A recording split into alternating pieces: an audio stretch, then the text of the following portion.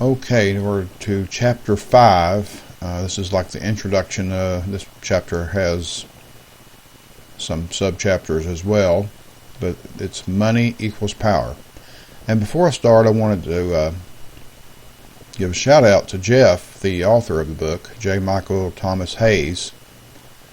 I said a few videos back that he found these videos and was very appreciative of it, of the fact that somebody is uploading this in this format to YouTube, and for various reasons. I mean, he mentioned, but he did send me 3 copies of the book, and I really appreciate that. It was all his decision, and very, very appreciative. I'm very appreciative, and so this is just a shout out to Jeff if he's listening.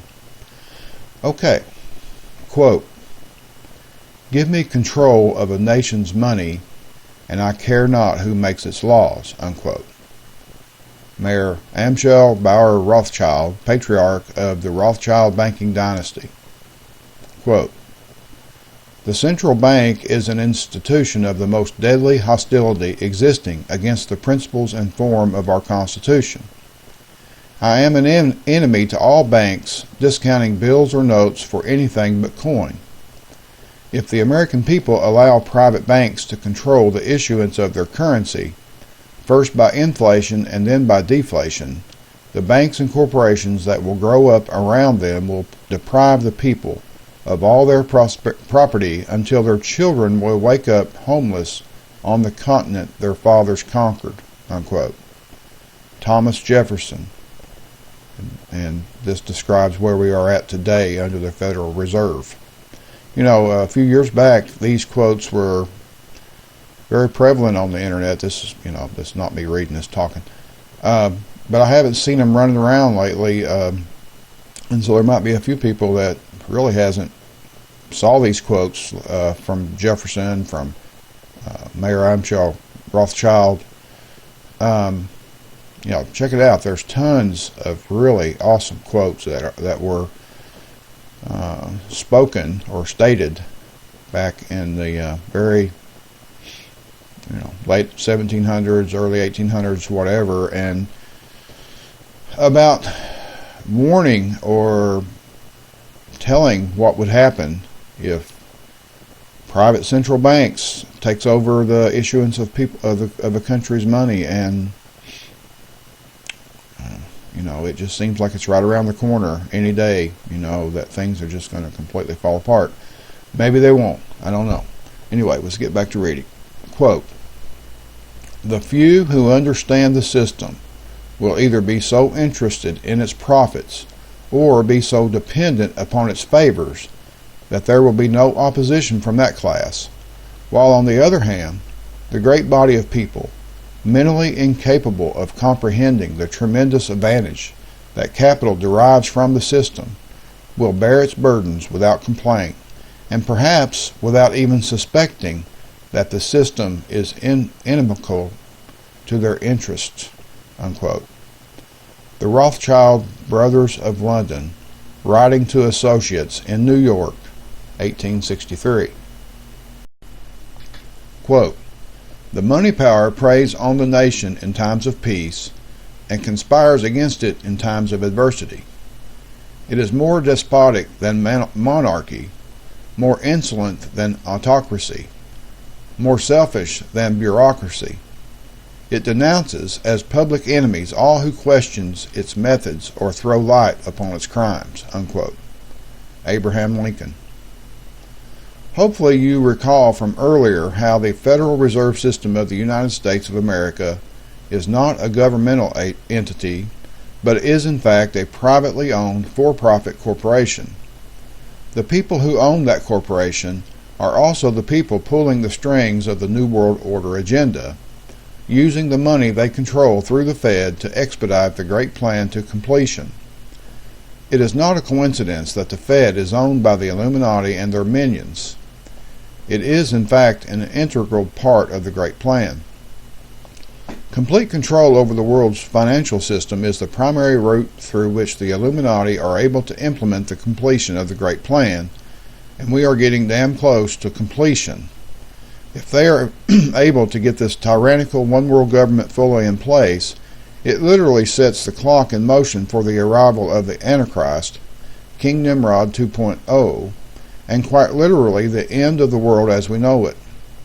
Even if you consider yourself an atheist, the agenda the proponents of the Great Plan follow is precisely spelled out for all of humanity in biblical prophecy. It is unfolding before our very eyes. Now, money is power, and when you have governmental authorization to create unlimited amounts of money, you can literally create unlimited amounts of power out of thin air. By a numerical entry on a computer screen, the Illuminati can legally create as much money as they want to.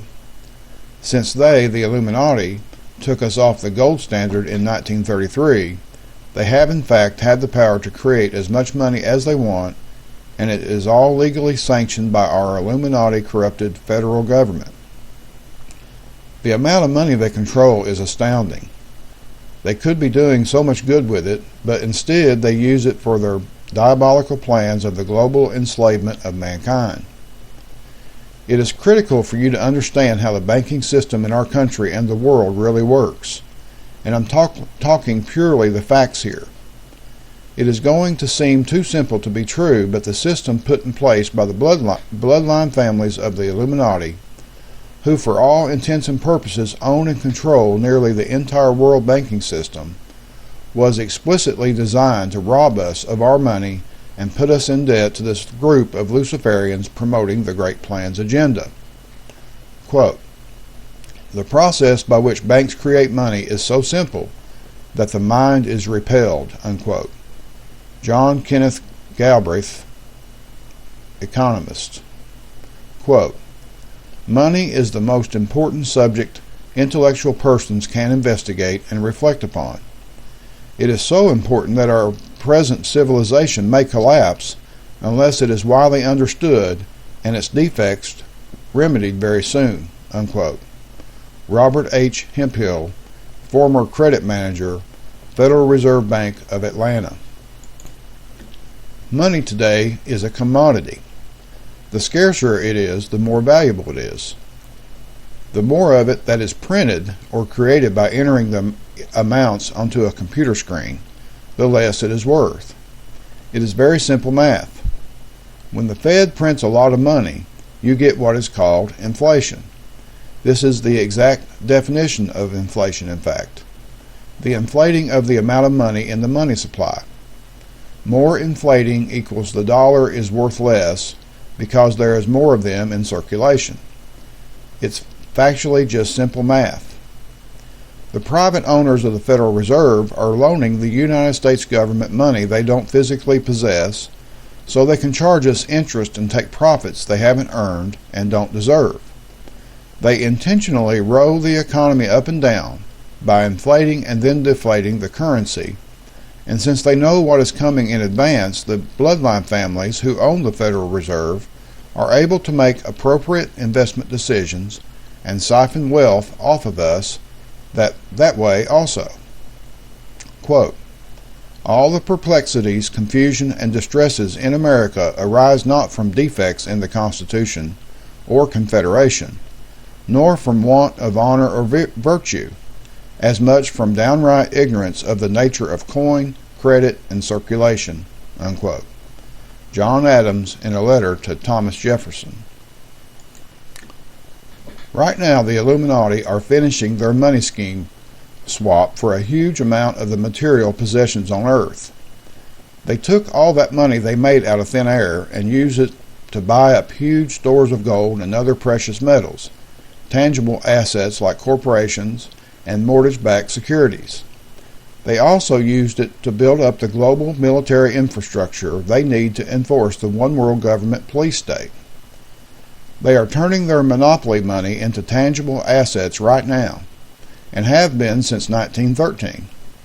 When the pyramid scheme comes crashing down in the next few years, You will be left holding worthless monopoly money while they are left holding trillions of dollars worth of physical, tangible assets, including your house if you owe on it, and are unable to make payments because of a decimated economy. The financial crash in 2008 is absolutely, unequivocally nothing at all compared to what is soon to come. As the United States' grip over the world economy slowly slips away, and people no longer view the U.S. dollar as a good investment, the value of the dollar will begin to erode. Slowly at first, but surely, the dollar will be worth less and less in shorter and shorter amounts of time. From that point, it is merely a death watch for the dollar to crash, hyperinflation to set in, and what's left of the United States will be finished. There will be rioting, there will be concentration camps, there will be martial law, and worse. We will talk at the end of this book about how to prepare for this coming calamity. The government knows it is coming and has made preparations for it that we will go over, most of it having to do with a governmental entity called FEMA. Quote, I believe that banking institutions are more dangerous to our liberties than standing armies. Already they, in parentheses the Illuminati, have raised up a moneyed aristocracy that has set the government at defiance. The issuing power should be taken from the banks and restored to the people to whom it properly belongs. Unquote. Thomas Jefferson. And lastly, pay special attention to what President Lincoln says in the following quote about privately owned central banks and who should really be in charge of our money system. Quote, the government should create, issue, and circulate all the currency and credits needed to satisfy the spending power of the government and the buying power of consumers. By the adoption of these principles, the taxpayers will be saved immense sums of interest. Money will cease to be master and become the servant of humanity. Unquote.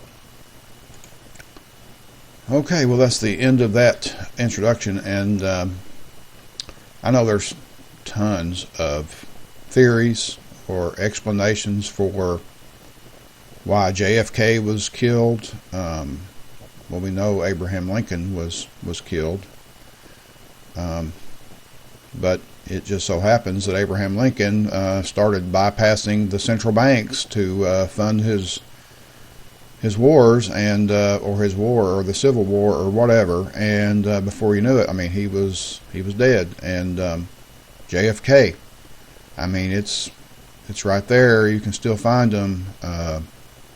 Silver certificates that he started issuing that was bypassing the central banks. And even Reagan, I mean I don't know much about really what the reasons behind Reagan's attempted, when they attempted to take him out, but I do know that during the Reagan years that there was a study done. He ordered it to be done, and it was determined that basically 100% of the income tax from individuals goes to pay the interest on the national, to the Federal Reserve. And most people just assumed that their income tax, they're being patriotic Americans to pay it because, without it we wouldn't have all the roads or the military or blah, blah, blah. No. Federal Reserve and the income tax were both started in 1913, and the income tax, as far as I can tell, was never ratified. So as far as somebody saying you're unpatriotic to not pay your taxes if you can get away with it, well, I mean, if they can prove that it was ratified, I might somewhat agree. But it's just another rule and regulation they've made up and couldn't get ratified, so they just enforce it with a gun and say, it's just like mafia protection money, basically. If you don't pay, then we can't no longer protect you from ourselves. That's going to break your legs and lock you in a cell. Anyway, it's all about the money, but the money's all about control. And so, all right, so that's the end of that. So I look forward to talking to you the next time. Thanks.